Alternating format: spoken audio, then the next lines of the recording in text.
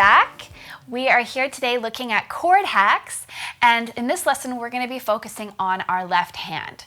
So the purpose of what we're doing here is we're learning how to play a chord progression, which is simply a collection of chords that complement each other, and we're looking at how we can play them so that we can either play with a band, play songs that we love, or create our own music. So what I'm going to look at with you today is things that we can do with our left hand that will complement some of the skills that we've learned in our right hand. So when I'm playing a song or I'm accompanying a band or even composing my own music, I'm not going to be running through my chords, a progression, playing hands together where they're both doing the same thing. It's a great way to exercise the hands, but it's very limiting. So we're going to be looking at what we can do with our left hand that will complement what's happening in our right hand, what we can do to build interest, rhythm, and support the whole sound that we're creating. So it can be tricky to use our left hand. It gets less attention. Most of us are righties. Sorry, lefties, but a lot of us are. And a lot of times people go, what should I do with my left hand? It's not feeling busy enough. I'm getting kind of lost. So what I'm going to suggest is we're going to take a look at our progression. We're going to do our chords in root position, just to keep it simple at the start. And I'm going to show you some things that I do with my left hand while I'm playing using chording. So the first thing is I simply just play the root note. If I'm playing my big chords progression, I'm going to place my hand with my thumb on my root note, which is C.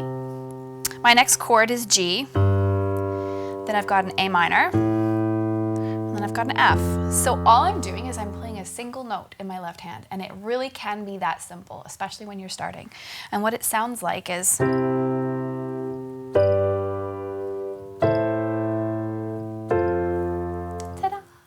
so there you have it. Simple left hand. It's the bass line. It's the bass guitar of the piano, if you want to put those two metaphors together.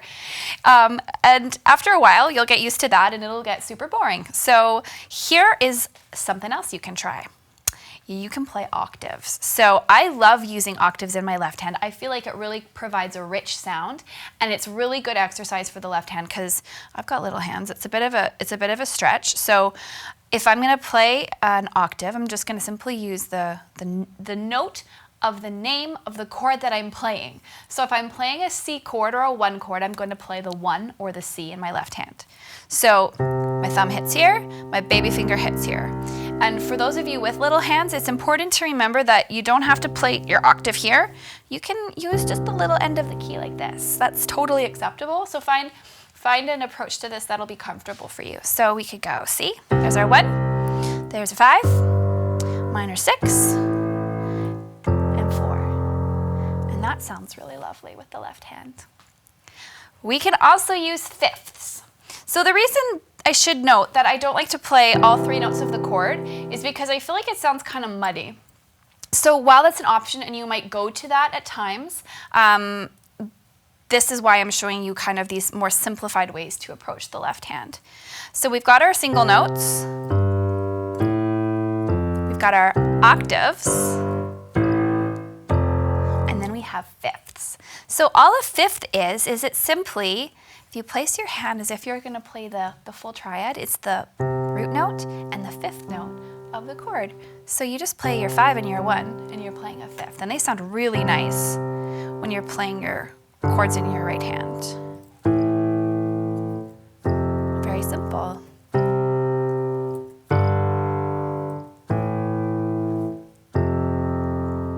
So we've got single notes, we've got octaves, we've got fifths, and then if you really want to get fancy, you can also try breaking up sort of an arpeggio thing in the left hand. So if I'm playing a C chord here, if I'm playing with the 1, I'm going to place my 5 finger on the root note. I'm going to give myself an octave space. So I'll set my hand up for an octave. Now my 2 finger naturally rests on the 5th. So I'm going to go for the root note, the 5th, and then the root note on top. Same thing on the 5. Minor 6. And the 4. It sounds really pretty. You can build speed as you get more comfortable. And you've got kind of a broken arpeggio, a simplified arpeggio in the left hand. So you don't have to play those, you don't have to pick one. While you're playing your progression, you can mix and match as much as you like. And I find that I do that quite a bit when I'm playing. I might play, while I'm playing my C, I'll play the root note. I find that, oh, here's G, and I'm kind of set up for a fifth. So I'm gonna do that. I'm gonna maybe hit the octave for the minor sixth. And then nice broken little F right there. So you get to mix and match this as much as you like. Create something that sounds good to your ear. Stick with maybe one progression at a time while you're learning this, and then add interest, add mix and match as you get more comfortable. So I think it's important to note that this sounds kind of simple and boring right now, but in our next lesson we will be looking at what this sounds like all together, and it's going to be awesome. So we will see you in our next unit. Thanks for joining us for Chord Hacks.